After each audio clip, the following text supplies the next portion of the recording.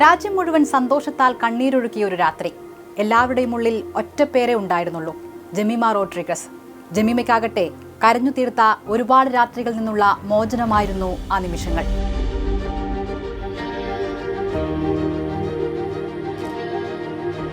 Cricket അങ്ങനെയാണ്. ഒറ്റ ദിവസം കൊണ്ട് നിങ്ങളെ ഹീറോയോ വില്ലനോ ഒക്കെ ആക്കാം. പിന്നെ ഒരു തിരിച്ചുവരവുണ്ടാവില്ല.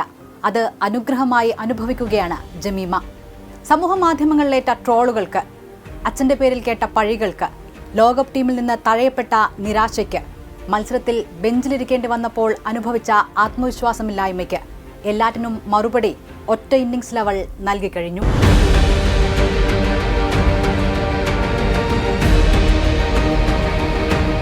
നവി മുംബൈയിലെ DY പട്ടേൽ സ്റ്റേഡിയം സ്വന്തം വീട് പോലെയാണ് ഒരു മുംബൈക്കാരിക്ക്.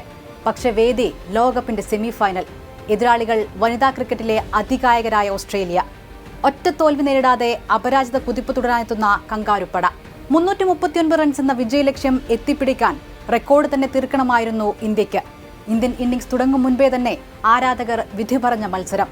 പക്ഷേ എല്ലാ പ്രവചനങ്ങളും തെറ്റിച്ച് ഇന്ത്യ ലോകകപ്പിന്റെ ഫൈനലിൽ. 9 പന്ത് ശേഷിക്കെ വിജയാഘോഷം. 134 പന്തിൽ 127 റൺസുമായി ജമീമ വിജയശില്പിയായി.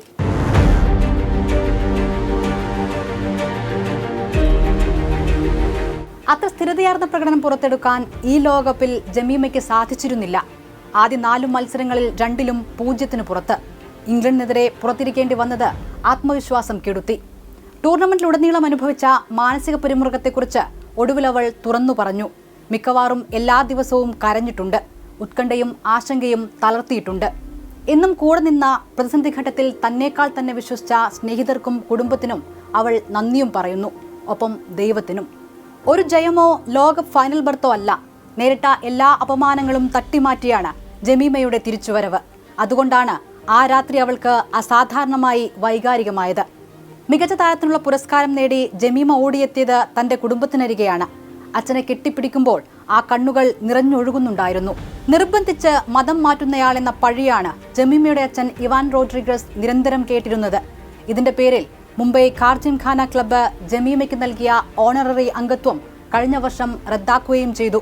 മതപരമായ പ്രവർത്തനങ്ങൾക്ക് മകളുടെ അംഗത്വം ദുരുപയോഗം ചെയ്തെന്നായിരുന്നു ക്ലബ്ബ് അധികാരികളുടെ വിശദീകരണം. ഇക്കാര്യം ഇവാൻ നിഷേധിക്കുന്നുണ്ട്. എന്നാൽ സമൂഹ മാധ്യമങ്ങളിൽ, പ്രത്യേകിച്ച് സംഘപരിവാർ ഹാൻഡിലുകളിൽ നിന്ന് ജമീമയ്ക്ക് നേരിടേണ്ടി വന്നത് വലിയ സൈബർ ആക്രമണം.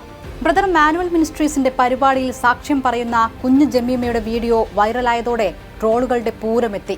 ആ പരിഹാസങ്ങൾക്ക് മുകളിൽ കയറി നിന്നാണ് ചരിത്രത്തിൽ രേഖപ്പെടുത്തിയ ഒരു ഇന്നിംഗ്സുമായി മുംബൈയിലെ 25-കാരി രാജ്യത്തിന് അഭിമാനമായത്. വിമർശിച്ചവരെ കൊണ്ട് തന്നെ കൈയടിപ്പിച്ചത്. 2011 ഏപ്രിലിൽ ലോകകപ്പ് നേടിയ സച്ചിൻ തെണ്ടുൽക്കറെ കാണാൻ ബാന്ദ്രയിൽ കാത്തിരുന്ന ആയിരങ്ങളിൽ ജമീമ എന്ന 11-കാരിയും ഉണ്ടായിരുന്നു.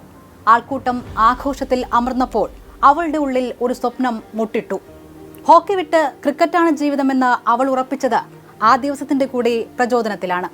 2017 ലോർഡ്സിലെ ലോകകപ്പ് ഫൈനൽ തോൽവിക്ക് ശേഷം സ്മൃതി മന്ദാനയും സംഘവും തിരിച്ചെത്തവേ പുലർച്ചെ 5:30 മുംബൈ വിമാനത്താവളത്തിൽ കാത്തിരുന്ന 100 കണക്കിന് ആരാധകരിലും ഉണ്ടായിരുന്നു ജമീമ എന്ന 16-കാരി.